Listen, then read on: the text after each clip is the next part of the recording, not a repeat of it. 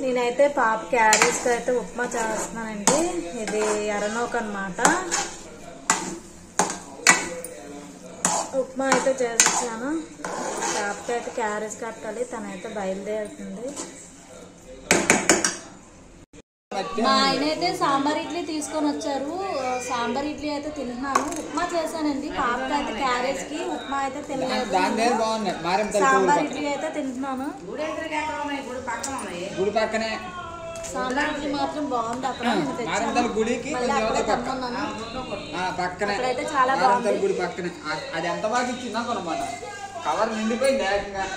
శనక్కాయలు పట్టుకొని వచ్చారు. ఉడకబెట్టాలి అవి.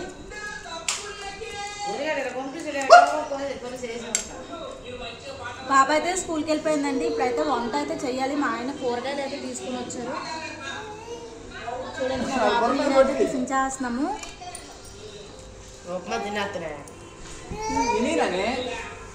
అలాగే మా చెల్లెల బాబుకి అయితే పాల ప్యాకెట్లు గుడ్లు అయితే ఇచ్చారు. ఇదిగోండి 3 పాల ప్యాకెట్లు ఇచ్చారు. తర్వాత నెక్స్ట్ వచ్చేసి గుడ్లు ఇచ్చేసారు. 25 గుడ్లు అయితే ఇచ్చారనమాట.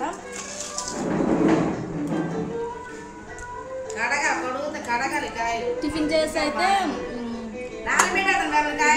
తీసుకొని కూరగాయలు అయితే చేయాలి. బిర్యానీ అయితే చేయమంటున్నారు మా ఆయన. బిర్యానీ అయితే చెయ్యాలి. వద్దది పుల్లకుంది.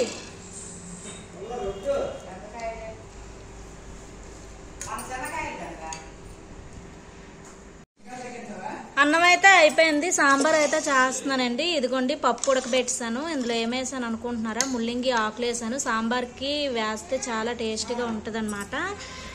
ఇదిగోండి సాంబార్లోకి బెండకాయలు, నెక్స్ట్ ములంకాళ్ళు, వంకాయలు, ముల్లింగి దుంప, పచ్చిమిరపకాయలు, కరివేపాకు, కొత్తిమీర, పుదీనా ఇవన్నీ అయితే ఇందులో వేసేస్తానండి. వేసి చింతపండు పుల్ల అయితే వేసేస్తున్నాను. చాలా బాగుంటుందండి. ఇదిగోండి ముక్కలన్నీ వేస్తానండి. వేస్తాను. ఇప్పుడు ఇందులోని చింతపండు పుల్ల అయితే వేసేస్తాను. ముక్కలు వేస్తాను కదండి. ఇది ఒకసారి ఇలా కలుపుకొని ఇప్పుడు ఇందులోని టమాటీ ముక్కలు అయితే వేస్తానండి. పప్పు ఉడకబెట్టినప్పుడు నేను టమాటీ వేయలేదు. ఇప్పుడు వేస్తే బాగుంటుందండి. అందుకే నేను ఇప్పుడే వేసానండి. ఇప్పుడు ఇందులో కారం వేస్తున్నాను. ఇప్పుడు ఇందులో కొంచెం సాల్ట్ వేస్తున్నాను. ఇదిగోండి ఇదైతే పొయ్యి మీద పెట్టానండి. చింతపండు రసం వేస్తాను. పొయ్యి మీద పెట్టాను. ఇదైతే ఒక 2 విజిల్స్ వచ్చే వరకు అయితే నేను ఉడకబెట్టించుకుంటాను. సాంబార్ అయితే అయిపోయిందండి. తాలింపు కూడా పెట్టాను. చూసారా, సాంబార్ తాలింపు పెట్టాను. ముక్కలు కట్ట అయితే బాగా ఉడికేయండి.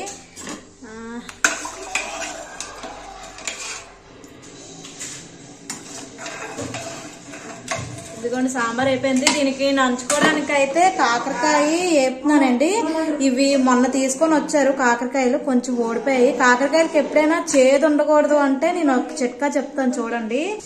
ఇవి ఉన్నాయి కదా, కాకరకాయ మీద పొట్టండి. పొట్టు తీసేయండి. కాకరకాయ ఎప్పుడైనా వేపినప్పుడు కూర ఉండేటప్పుడు ఈ పొట్టు తీసేస్తే చేదు ఉండదండి. అస్సలు చేదు ఉండదు. బీరకాయ పొట్టు తీసినట్టుగా కాకరకాయ పొట్టు అయితే తీసేయాలండి. అసలు చేదు అయితే ఉండదండి. చాలా బాగుంటుంది.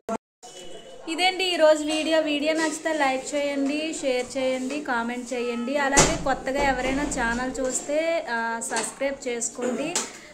లైక్ మాత్రం తప్పనిసరిగా లైక్ చేయండి. మీ లైక్ మాకు ఎంతో విలువైంది. అలాగే వీడియోలు ఎలా ఉన్నాయో కామెంట్ చేయండి. ఓకేనా? ఇంకేంటి, మా భోజనాలు అయితే ఇప్పుడే అయ్యాయి. మీ భోజనాలు అయిపోతే కామెంట్ చేయండి.